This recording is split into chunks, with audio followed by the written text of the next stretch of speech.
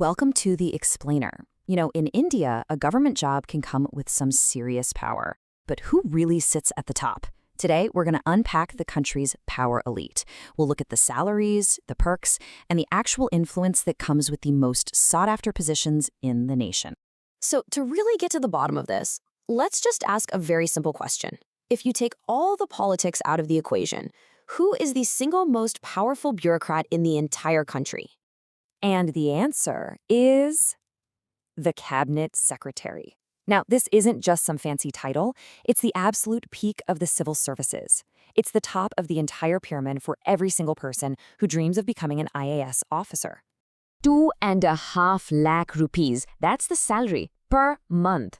This number puts the cabinet secretary at the very top of the government pay scale. We're talking level 18, which, just for perspective, is the same as the chief of the army staff.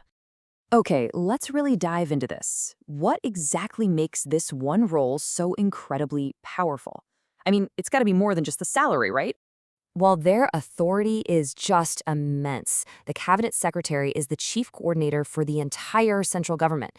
They chair the board that decides who gets the top jobs, and they're a direct advisor to the prime minister. When a major national crisis hits, this is the person at the administrative helm. Okay, so let's move on to the elite All India services. These are the jobs that form the very backbone of Indian governance, what people often call the steel frame of the country. And this table here, it just lays out the core differences perfectly. You've got the IIS, which is all about administration inside India. Then there's the IFS, focused on diplomacy all over the world. And of course, the IPS, responsible for law and order right here at home. Each one has a totally different kind of power and leads to a very different career peak.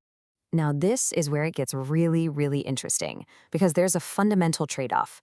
An IAS officer has power that's domestic and direct. They shape policies that affect your daily life.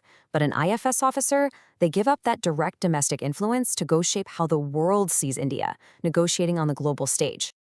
And as you might guess, that global role comes with some pretty unique perks. The diplomat lifestyle is unlike any other government job. We're talking benefits like prestigious international schools for their kids and, get this, a tax-free salary whenever they're posted abroad. Okay, so we've talked about administration and diplomacy.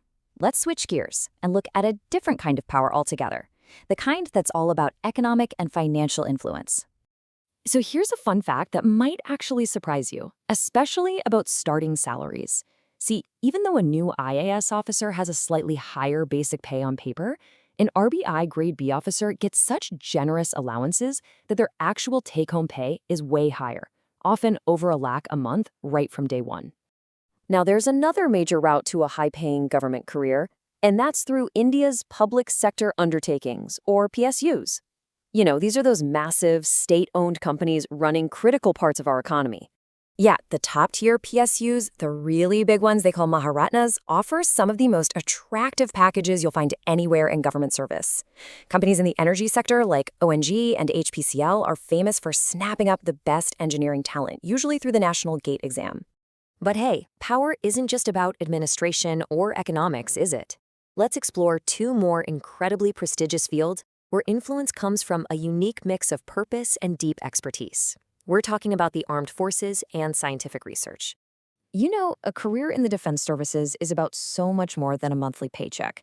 It's a life of honor. The compensation package is really comprehensive, covering everything from your housing and subsidized goods to free medical care for your entire family, plus a lifetime pension. And then there's the power of innovation. For people driven by national pride who want to literally build the future, a career as a scientist at world-class organizations like ISRO or DRDO offers incredible prestige and a very competitive salary. This is a totally different kind of influence. Think about it. An IIS officer implements policy, but a top scientist at ISRO or DRDO, they define the country's technological capability. They are right at the forefront of strategic advancement, working on everything from moon missions to missile systems that will shape India's destiny for decades. All right, we've looked at administrative power, diplomatic perks, and financial muscle. So, how does it all shake out when you put these elite careers side by side? So here it is, the final breakdown. If what you want is maximum domestic power and the highest possible salary down the line, the IAS is pretty much unmatched. For global exposure and a life of diplomacy, the clear winner is the IFS. But if your top priority is the highest starting salary right out of the gate, the RBI Grade B role actually comes out on top.